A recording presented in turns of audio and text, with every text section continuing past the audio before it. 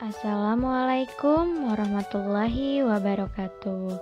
Selamat pagi anak-anak. Bagaimana kabar kalian hari ini? Semoga kita semua selalu dalam keadaan sehat ya. Amin. Anak-anak, sebelum pembelajaran dimulai, marilah kita berdoa bersama-sama terlebih dahulu ya. Bismillahirrahmanirrahim. Rabbi zidni ilman warzuqni fahman. Amin.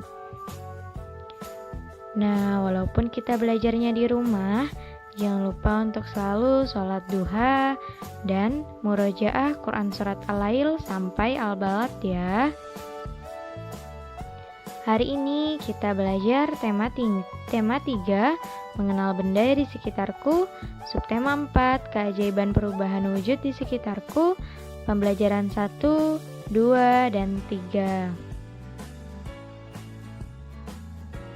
Mengidentifikasi informasi terkait wujud benda. Setiap saat selalu terjadi perubahan alam di sekitar kita. Contohnya adalah perubahan wujud benda. Perubahan wujud benda salah satunya dimanfaatkan untuk memperoleh garam.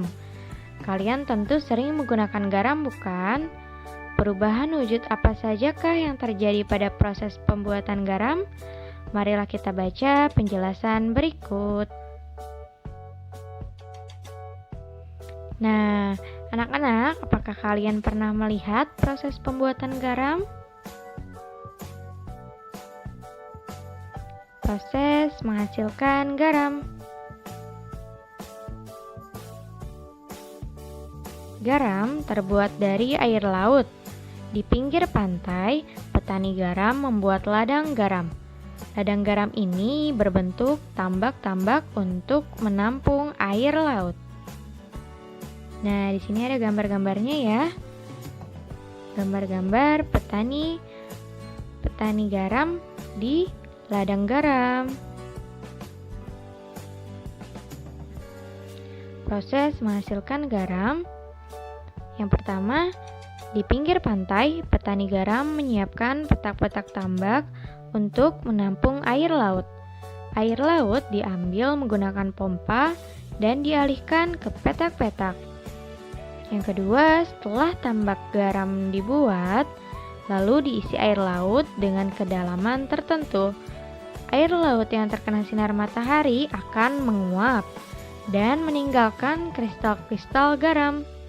Untuk mendapatkan lapisan garam yang tebal, setiap hari harus ditambah air lautnya. Hal ini untuk menggantikan air laut yang menguap. Yang ketiga, setelah sekitar 210 hari atau setelah musim kemarau berakhir, lapisan garam di dasar tambak pun harus segera dipanen. Memanennya jangan menunggu musim hujan tiba. Mengapa? Sebab kualitas garam akan menurun atau tidak bagus.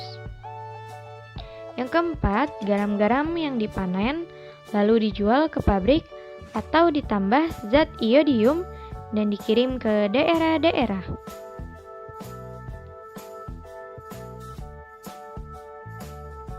Nah,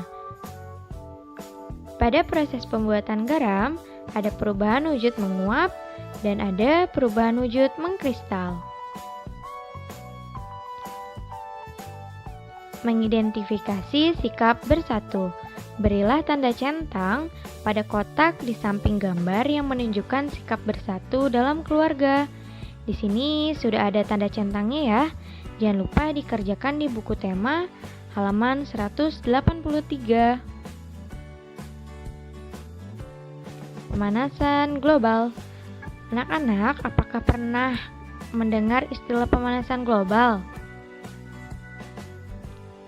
Pemanasan global disebut juga global warming, iklim global, darurat iklim, atau krisis iklim. Pemanasan global adalah proses meningkatnya suhu di atmosfer dan di permukaan bumi sehingga menyebabkan es di daerah kutub mencair. Nah, mengapa terjadi pemanasan global? Pemanasan global terjadi karena yang pertama, polusi udara yang tinggi. Yang kedua, asap kendaraan dan pabrik menyebabkan pancaran sinar matahari tidak dapat keluar dari bumi. Dan yang terakhir, banyaknya pembangkit listrik yang memanfaatkan minyak bumi dan batu bara sebagai bahan bakar. Nah, ternyata dari pemanasan global ada dampaknya nih. Yang pertama, meningkatkan permukaan air laut, mencairnya es di kutub, meningkatnya suhu di permukaan bumi, musim kemarau akan lebih panjang, air laut menjadi lebih hangat, lama-kelamaan pulau-pulau kecil di dunia akan tenggelam, dan yang terakhir, hewan dan tumbuhan kesulitan beradaptasi, bahkan beberapa akan mengalami kepunahan. Nah, ada cara mengurangi laju pemanasan global. Yang pertama, menghemat penggunaan listrik dan air. Menanam pohon atau melakukan penghijauan atau biasa disebut reboisasi. Lalu mengurangi pemakaian plastik, berjalan kaki atau menggunakan sepeda. Sering menggunakan pemakaian kendaraan umum daripada kendaraan pribadi. Tidak menebang pohon secara liar. Mengurangi penggunaan BBM. Mengurangi penggunaan AC karena menghasilkan gas CFC yang berbahaya. Melakukan 3R, reduce, reuse, dan recycle. Dan yang terakhir, mengurangi penggunaan kertas. Nah, di sini ada tabel kosakata dan artinya di halaman 190.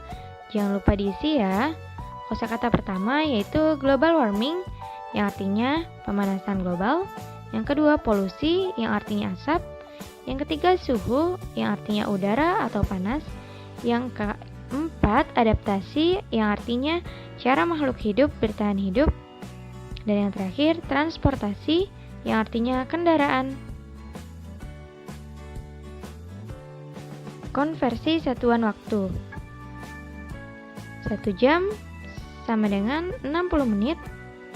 Dan 1 menit yaitu 60 detik. Ini ada di halaman 176 ya. Jangan lupa dikerjakan di buku tema. Nah, karena di sini ada yang belum terisi, jadi jangan lupa untuk dikerjakan ya.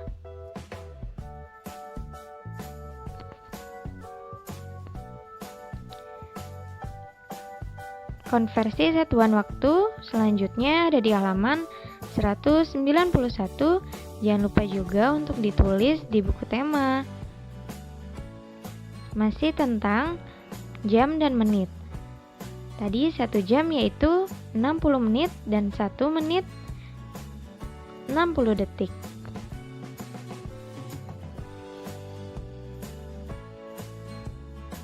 Nah, konversi satuan waktu selanjutnya yaitu contoh pertama, 2 jam 25 menit ditambah 5 jam 50 menit.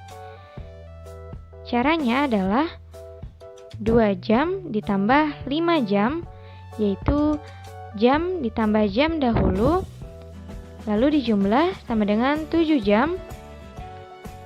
Dan cara selanjutnya menit ditambah menit, yaitu 25 menit ditambah 50 menit. Sama dengan 75 menit. 75 menit sama dengan 1 jam 15 menit. 1 jam yaitu 60 menit.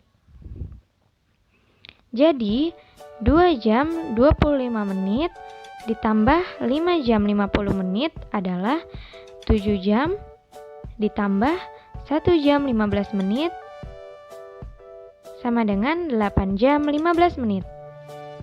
Contoh yang kedua, 8 jam 35 menit dikurang 6 jam 15 menit. Jam dikurang jam, yaitu 8 jam dikurang 6 jam sama dengan 2 jam. Menit dikurang menit, yaitu 35 dikurang 15 menit sama dengan 20 menit. Jadi 8 jam 35 menit dikurang 6 jam 15 menit yaitu 2 jam 20 menit. Nah, tugas kita hari ini yaitu Kerjakan Ayo Berlatih mengonversi satuan waktu halaman 194 1-10 ya. Dikerjakan di buku tema dan dikirim melalui Classroom.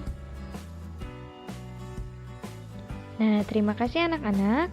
Semoga kita semua bisa mengerjakannya dengan baik ya. Wassalamualaikum warahmatullahi wabarakatuh.